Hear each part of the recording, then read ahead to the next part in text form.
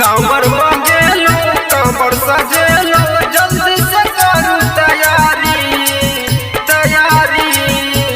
Recording by Rajeev rock film Supaul. कांवर मंगेलो कांवर सजेलो जल्दी से करू तैयारी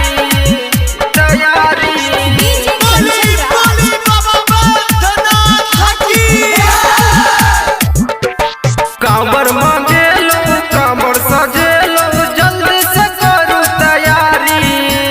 कांवर मंगेलो कांवर सजेलो जल्दी से करू तैयारी हे ये अहाँ पसो भैया कांवर ये पहिर लिया गेरुआ साड़ी हे ये अहाँ पसो भैया कांवर ये पहिर लिया गेरुआ साड़ी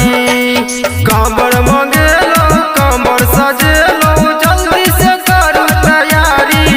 हे ये अहाँ पसो भैया कांवर ये पहिर लिया गेरुआ साड़ी हे ये अहाँ पसो भैया कांवर ये पहिर लिया गेरुआ साड़ी पहिर के देखू पहिर लिया गेरुआ साड़ी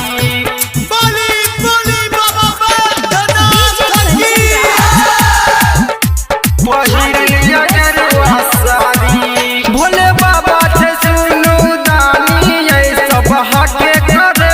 उपकार भोले बाबा के महिमा जग में ये छै बहुत महान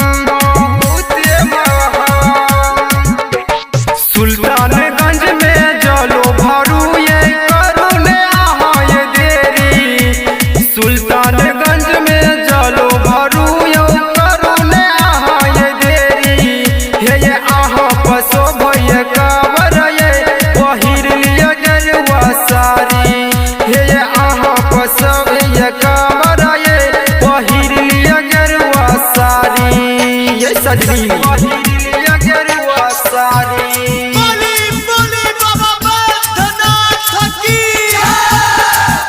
पहिर लिया गेरुआ साड़ी पहिर लिया गेरुआ साड़ी बोलू की यहाँ सजनी ले बैये भोले बाबा के पूजा करके शिवलिंग के कृपा से अहाँ के नहीं हेते अहाँ के कमी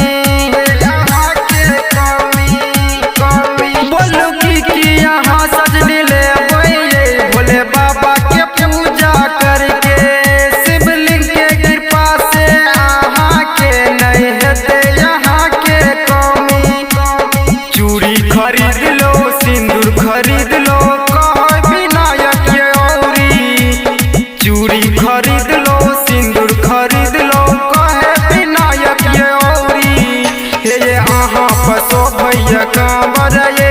पहिर लिया गेरुआ साड़ी हे ये अहाँ पसो भैया कांवर ये पहिर लिया गेरुआ sari recording by Rajeev rock film Supaul.